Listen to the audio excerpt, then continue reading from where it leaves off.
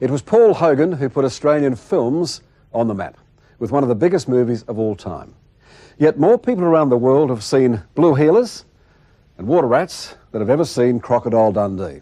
So, no offence, Hogs, the fact is there's a real hunger for Australian television drama. That's TV, not film. And that's what Hal McElroy is so successfully tapping into right now. There is a worldwide need for, as I said, a good quality drama. However, there is not a worldwide need for Australian feature films. I'm sorry to say that, but it's true.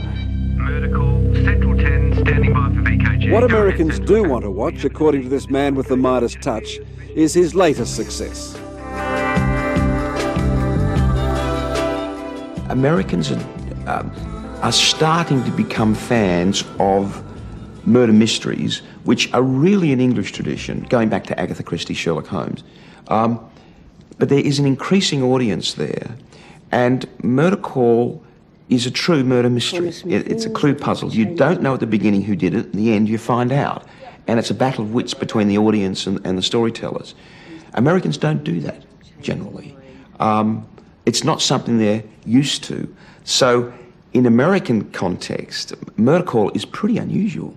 Okay. I had information that could help. I was speaking to You've got court cases to prepare for. Right? Amount the paperwork to catch up on. Or you could take some days off, if that's what Murder Call is the most expensive, the slickest, the state-of-the-art for Aussie cop shows. Exploring new avenues. What's that supposed to mean? You don't want to know. I thought we had a trust thing happening here. Obviously not. A long blue line stretching back through cyberspace to Division 4, from black and white film and Ford Falcons to today's high-tech editing with computers. Will I do work overseas? Maybe. But the story will lead me there. I don't have this driving ambition to go live in Los Angeles and turn myself into a creep to succeed. That's not something I want to do, and I don't think I need to do. But you're conscious that tomorrow it could all fall over. Oh, yes. Yes, I know that. I know that, because it's fallen over in the past, and it will in the future. That's part of it. But what I know... Part of the excitement? Yeah, yes, it is. If you weren't making television, what would you do? I couldn't do anything else. I left school when I was 16. I don't know anything else. You'd be on the dole, would you? Yeah. I'm a massive incompetent. I couldn't do anything else. And, I love doing what I do, and I think that's one of the reasons I've been successful, because I love it so much, I really care about it and enjoy it. All right, fantasy time, Hal. You can have anyone you want. You can go anywhere. What would you do? Television. Television series. Yep. So who would you choose? Male? Well, if it's fantasy time,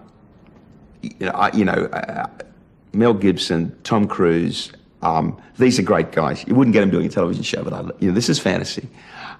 Michelle Pfeiffer, Jodie Foster, great actresses. Location? Sydney or Australia.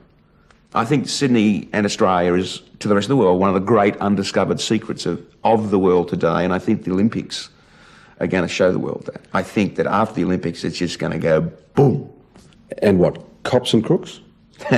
I think I've done the cops thing. A romance. I'd love to do a romance. I'm a kind of romantic guy. And romances work. I mean, people want people to fall in love. People want to fall in love. And so I think that's the chance. A big romance in Australia. Boy, is that an opportunity. Well, Mel's on the phone. Yeah. He's a great guy for a romance, boy.